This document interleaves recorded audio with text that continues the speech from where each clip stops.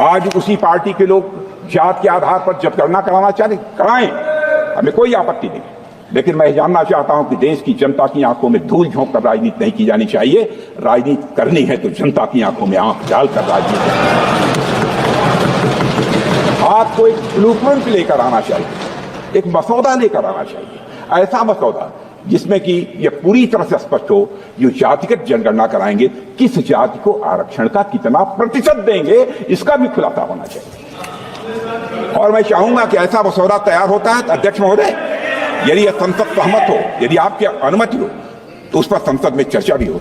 संविधान में सामाजिक, आर्थिक और राजनीतिक न्याय का वादा है। ये वादा एक सुरक्षा कवच है जिसको तोड़ने का काम शुरू हो चुका है। लैटरल एंट्री और निजीकरण के जरिए ये सरकार आरक्षण को कमजोर करने का काम कर रही है। अगर लोकसभा में ये नतीजे नहीं आए होते तो ये संविधान बदलने का काम भी शुरू कर लेते। सच्चाई ये है अध्यक्ष महोदय कि आज संविधान बार बार इसलिए कह रहे हैं क्योंकि इस चुनाव में इनको पता चल गया कि इस देश की जनता ही इस संविधान को सुरक्षित रखेगी, कि इस चुनाव में हारते हारते जीतने से इन्हें एहसास हुआ कि ये संविधान बदलने की बात इस देश में नहीं चलेगी। आज जनता की मांग है कि जाति जनगणना हो। सत्ता पक्ष के मेरे साथी ने इसका जिक्र किया। ये जिक्र भी आज इसलिए हो रहा है क्योंकि चुनाव में ये नतीजे आए। ये जाति जनगणना इसलिए जरूरी है ताकि हमें पता चले कि किसकी क्या स्थिति है और नीतियां उस हिसाब से बने। इनकी गंभीरता का प्रमाण ये है कि जब चुनाव में पूरे विपक्ष ने जोरदार आवाज उठाई कि ये जाति जनगणना होनी चाहिए, तो इनका जवाब देखिए। इनका जवाब भैंस भाग भैंस चुरा लेंगे, मंगलसूत्र चुरा लेंगे, इनका ये जवाब था। ये गंभीरता है इनकी जाति जनगणना पर। अध्यक्ष महोदय, आप आजाद भारत का इतिहास देख लीजिए। कांग्रेस ने सिर्फ संविधान संशोधन ही नहीं किया है, बल्कि मेरा आरोप है दुर्भावना के साथ साथ धीरे धीरे संविधान को बदलने का प्रयास किया।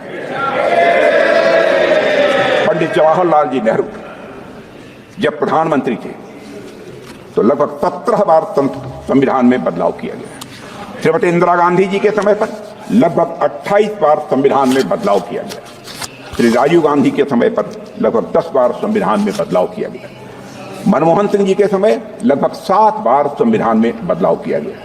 कांग्रेस सरकारों द्वारा किए गए अधिकांश संवैधानिक संशोधन या तो विरोधियों और आलोचकों को चुप कराने के लिए किए गए या तो गलत नीतियों को लागू करने के लिए किए गए। अध्यक्ष महोदय, आज संसद में बैठे हुए सत्ता पक्ष के मेरे साथी ज्यादा से ज्यादा अतीत की बातें करते हैं।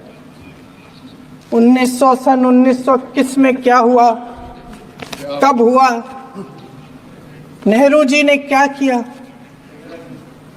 अरे वर्तमान की बात करिए, देश को बताइए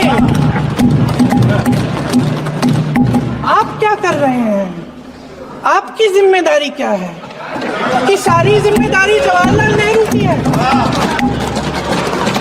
हमारे संविधान ने आर्थिक न्याय की नींव डाली, किसानों, गरीबों और को जमीन बांटी, भूमि सुधार किया, जिसका नाम लेने से कभी कभी आप झिझकते हैं और कभी कभी उनका नाम धड़ाधड़ इस्तेमाल किया जाता है अपने आप को बचाने के लिए।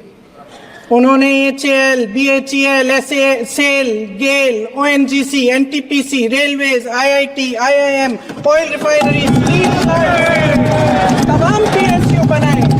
तमाम PSU बनाए।